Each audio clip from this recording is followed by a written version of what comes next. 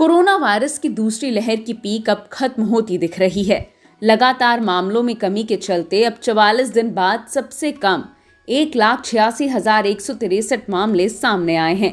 स्वास्थ्य मंत्रालय के मुताबिक अब देश में संक्रमण का ग्राफ नीचे आ रहा है कि 25 मई को देश में पिछले कुछ दिनों के अनुपात में देखें तो सबसे कम केसेस यानी कि 1,96,000 केसेस रिपोर्ट हुए हैं और 17 मई से कंटिन्यूड बेसिस पर हमारे देश में 3 लाख से कम केसेस रिपोर्ट हो रहे हैं। यह एक पॉजिटिव डेवलपमेंट है। एक्टिव केसेस यानी कि वह केसेस जो या तो होम आइसोलेशन में है या हॉस्पिटल सेटिंग में जिन पर ट्रीटमेंट चल रहा है, उसमें भी हमने करीब 35% decrease from the peak which was noted in the country वह अब ऑब्जर्व कर रहे हैं। जहां एक स्थाई पर 10 मई को देश में 37,45,000 केसेस एक्टिव केसेस की दृष्टि में आते थे, वह घटते घटते अब 24,19,000 केसेस रह गए हैं। और इस तरह से हम देखें तो पिछले 17 दिनों में करीब 13 लाख केसेस एक्टिव केसेस की दृष्टि से बाहर आ चुके हैं। आज अगर हम देखें तो हमारे एक्टिव केसेस जो 3 मई को 17.13% थे, वह घटते घटते अब खाली 8.84% रह गए हैं। कोरोना वायरस की दूसरी लहर में मौत के मामलों ने लगातार चिंता बढ़ाई हुई है।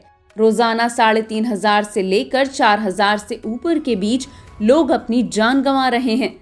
पिछले 24 घंटे में 3,660 लोगों की संक्रमण से मौत हुई। वहीं कर्नाटक में एक दिन में सबसे ज्यादा 476 मौतें हुई। हालांकि देश में अब भी 2 हफ्ते से अधिक समय से ठीक होने के मामले नए मामलों से ज्यादा हैं। पिछले 24 घंटे में 2,59,459 लोग ठीक हो चुके हैं।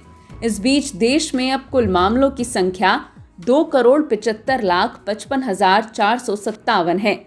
सक्रिय मामलों की कुल संख्या 23,43,152 है।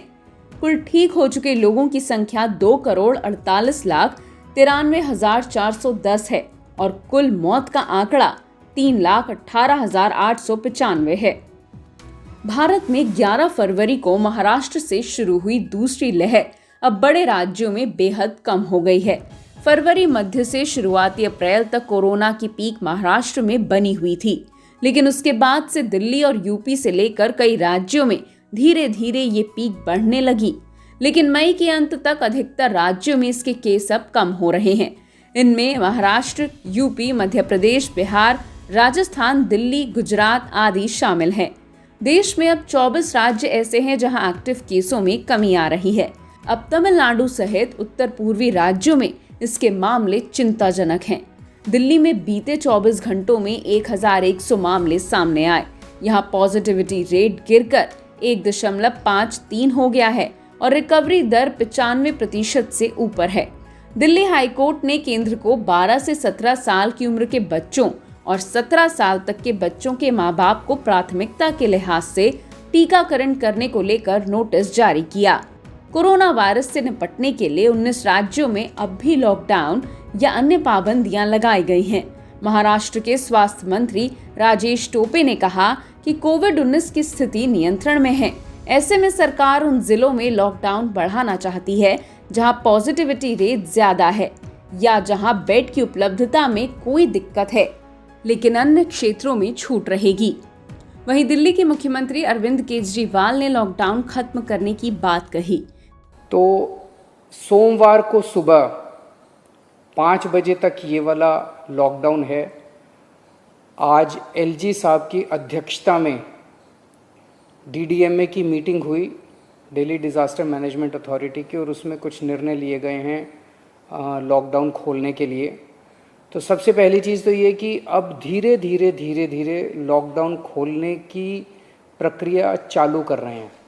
कई राज्यों में अब भी कोरोना एक्टिव मामलों की बढ़ती संख्या को देख केंद्र सरकार ने मौजूदा कोविड-19 नियंत्रण दिशा निर्देशों को 30 जून तक बढ़ा दिया है। देश भर में वैक्सीन की किल्लत के बीच डॉक्टर वीके पॉल ने कहा कि अब भारत में टीकाकरण की रफ्तार तेज हो रही है और सरकार वैक्सीन के भंडार को बढ़ाने की कोशिश कर रही है। Bharat Biotech started with about 90 lakh per month capacity, is ramping up, and it is well within our expectation that they can reach as much as 10 times that production level reaching to about 10 crore per month in the next few weeks, in the next few months, September, October. Similarly, Serum is ramping up from 6.5 crore per month dose level to 11 and even more in these months to come.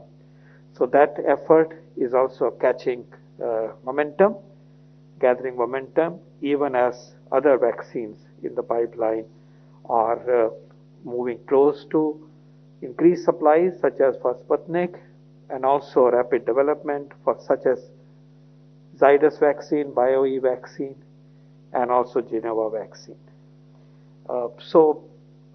Steady progress is being made, and we are also reaching out to international manufacturers, in particular Pfizer, for making vaccine available now that they have. Apollo अस्पतालों के समूह ने ये ऐलान किया है कि वे जून के दूसरे हफ्ते से रूस की वैक्सीन स्पुतनिक वी लगाना शुरू करेंगे, जिसकी कीमत 1,195 रुपए प्रति डोज होगी।